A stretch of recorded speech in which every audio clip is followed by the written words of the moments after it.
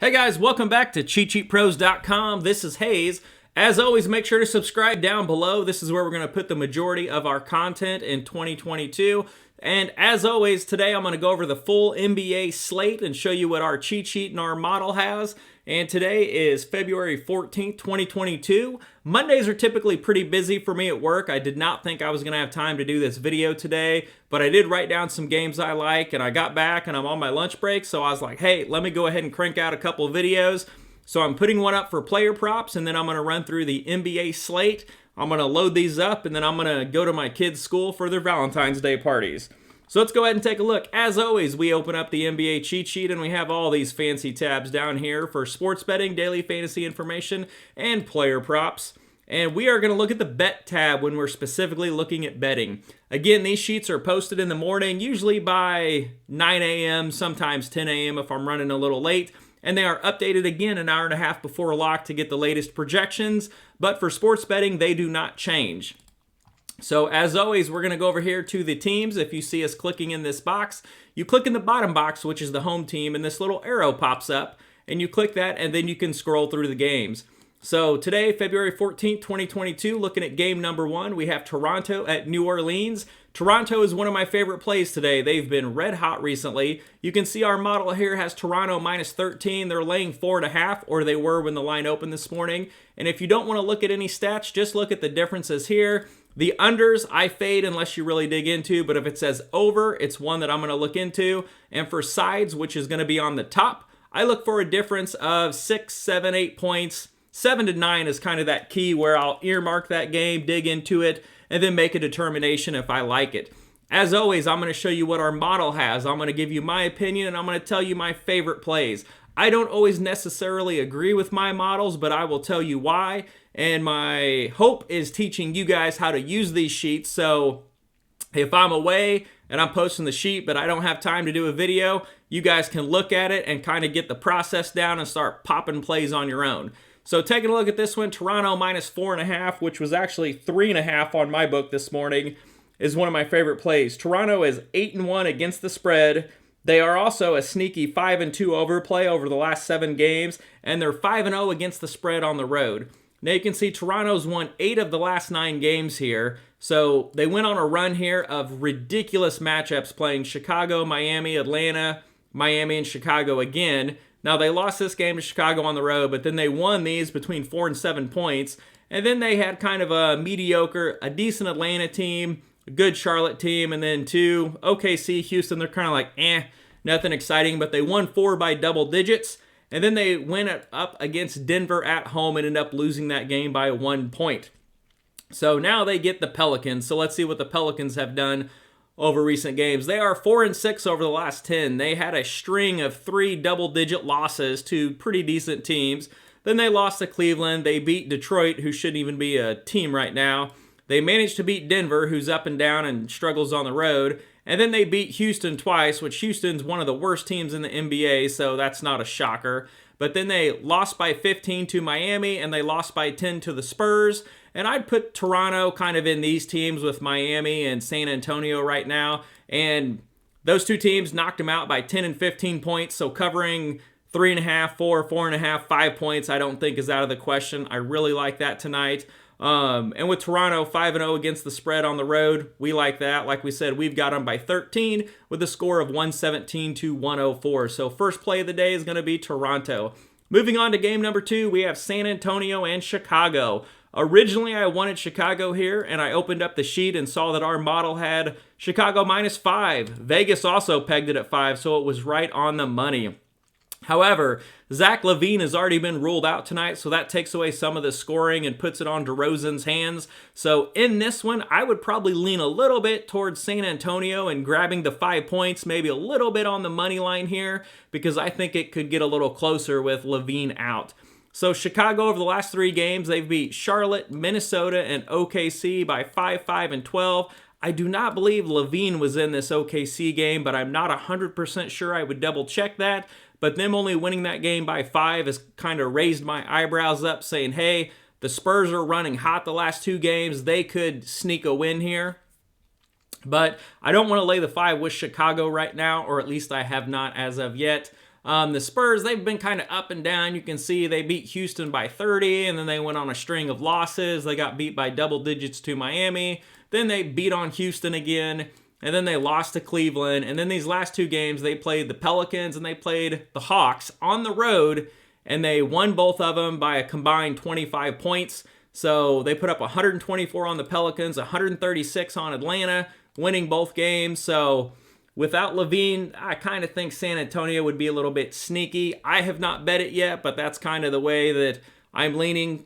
Chicago is a decent 17-11 against the spread, or I'm sorry, they are 19-10 against the spread at home, and they are 17-11 for an overplay. So in this game, I'm either going to fade it. I'm thinking about doing a little Spurs +5, might buy the hook, go to 5.5 and put it in a parlay, but that's just kind of what I'm looking at. Originally, I wanted the over in this game of 234.5, but without LaVine, they were just playing this game. It ended at 207. I would almost lean under, but I'm trying to get away from playing under, so I'm going to probably stay away from the total on that game. Oklahoma City at the New York Knicks. This one's tough. I was leaning OKC. Our model had Knicks by 5. Vegas was giving us 8.5. I thought that was a treat, even though it was a difference. But my boy Dort has been ruled out, and without Dort, they've just kind of completely shit the bed. So I don't feel comfortable laying 9 points with the Knicks. I mean, if you look back through these last 10 games, how many games have they won by 9 points? One against Sacramento, and the other ones, they weren't even close. 4 of them were double-digit blowout losses. So I don't feel comfortable laying 9 points with them at all. But without Dort or Shai, OKC, you don't feel real confident with them. I mean, they've got 4 double-digit losses and then a 5-point loss to Chicago. So my opinion here is just fade this game, stay away from it. I think it's a tricky one. Going on, Detroit at Washington. Again, I really don't care. We have Washington by 11. Vegas has got it at a 4.5-point game. Either one could win this. I don't really care. I don't like either team. This is a fade for me. Looking at these last 7 games for both teams, Detroit's been blown out pretty much all 7 games. So other than this 9-point win, the other 6 have been double-digit losses, so they're not playing good. Washington managed to get a couple of wins. They managed to beat a really bad Brooklyn team and somehow squeaked by Philadelphia. But then other than that, they've got some monster losses themselves. So I don't think you can go on either side of this with any confidence. So it's a fade for me. Portland at Milwaukee. Milwaukee minus 15.5. Our spread has it about an 8-point game. However, Milwaukee's one of those teams where if they want to blow you out, they can blow you out. And they just played them. Let me see if I wrote that down. So they just played them and, I didn't write it down, and beat them by like 30. Well, here, it's going to be in here. Portland, there it is right there. So Milwaukee beat them 137-108 by 29 points. So the one sneaky play I think here would be the Milwaukee team total. So if the total's 231, so we're looking about 115.7. So it's going to be about 122, 123. Other than this tough game they played against Phoenix, they've been over that number 3 times in a row with 131, 137, 137. So I think a Milwaukee team total over would be a decent play. I mean, they put up 137 last time, so they cruised over that number. But again, that is a lot of points, so if you want to stay away from it, that's fine. But Milwaukee team total is the way that I would lean. Laying 15.5 is tough. If you want to lay the first half, I wouldn't mind that. That'd probably be a little bit better. Orlando at Denver. We've got Denver minus 11. Vegas is also laying 11, so I wanted to dig into this game. So Orlando's got a bunch of double-digit losses. This red here are double-digit losses. So they've lost to Phoenix, Utah, Boston, Memphis, and Chicago by double digits. So great teams.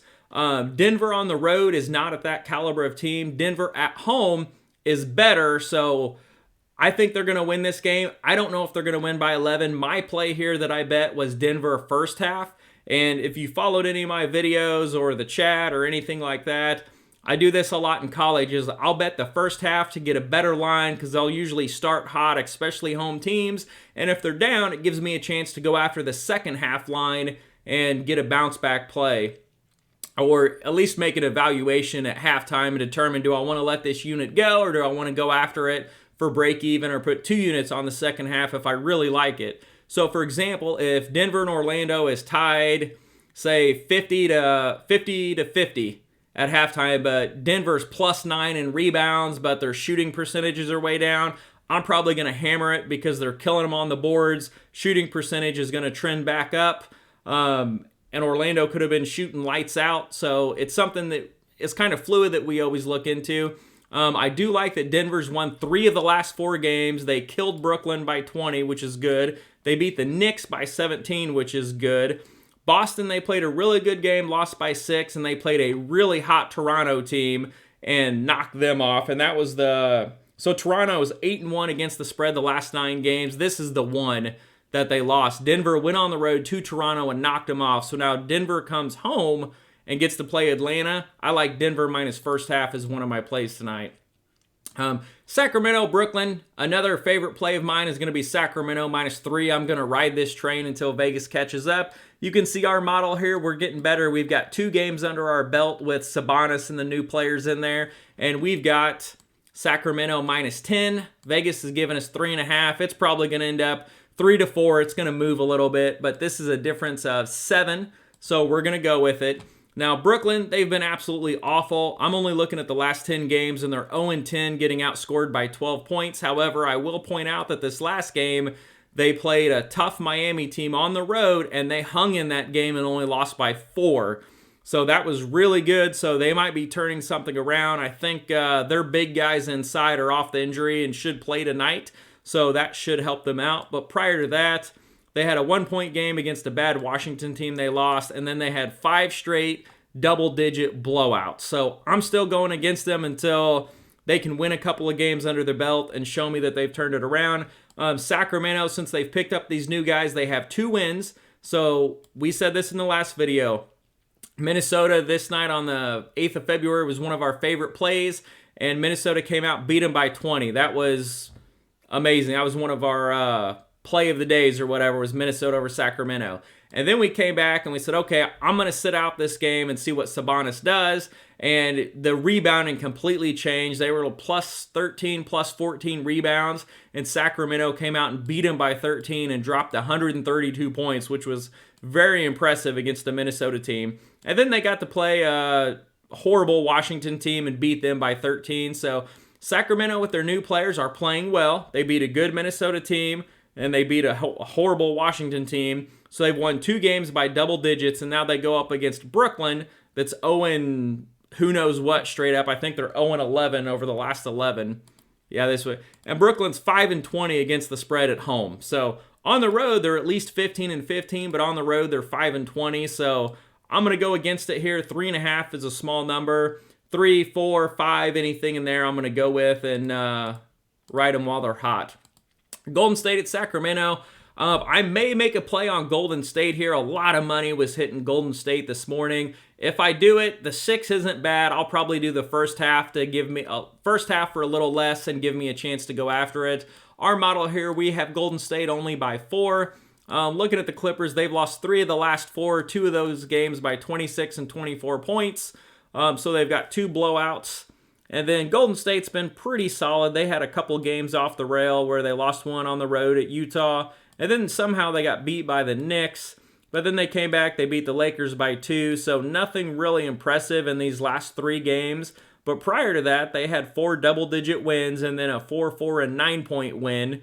And not really great teams, but the Clippers aren't real great. So I would lean Golden State here. I don't love it. It's not like bells and whistles going off in my head, but I would probably lean Golden State there. Klay Thompson's getting hot. Curry can always come around. So that's where we're going. And then one of the other plays I like is Utah first half. So you can see Utah is laying 14.5. Our model here has a whopping Utah minus 27. So we got this game 124-97. So Utah, we have them blowing, absolutely crushing them. So Utah struggled. Then they got Donovan Mitchell back, who's an absolute stud. And then they have 5 straight wins. 3 of the last 4 have been by 15 or more points, beating Orlando by 15, Golden State by 26, Brooklyn by 23, Knicks by 9, and Denver by 4. So Utah's rolling right now. 14.5 is a lot of points. So this is one where I'm probably going to go a first half and then kind of evaluate it, because you can get that down to probably -7, -8, 8.5, somewhere in that window. And they should easily be up by double digits. And then woo, that scared me. And then going over here to Houston, they've been getting killed they've lost 8 of the last 10 games, or 8 of the last 9 games. And they have 4 double-digit losses in a row, and then 3 more double-digit losses in a row, including a 30-point loss to San Antonio, a 15-point loss to Portland, and then they got beat by the Pelicans twice by 13, and then a good Toronto team by 19. So Utah's running hot right now. Houston is not, so I'm going to go with Houston as one of my other plays. And I believe that is our last game for the day. So to recap, my favorite plays are Toronto -4-ish, Milwaukee team total over, Denver first half, Utah first half, and Sacramento. My favorite 2 plays that I have already bet are Toronto and Sacramento. I have not put my physical money on any other games yet, so that's what I like in the NBA. Sorry about the startling of my dog, and have a good day.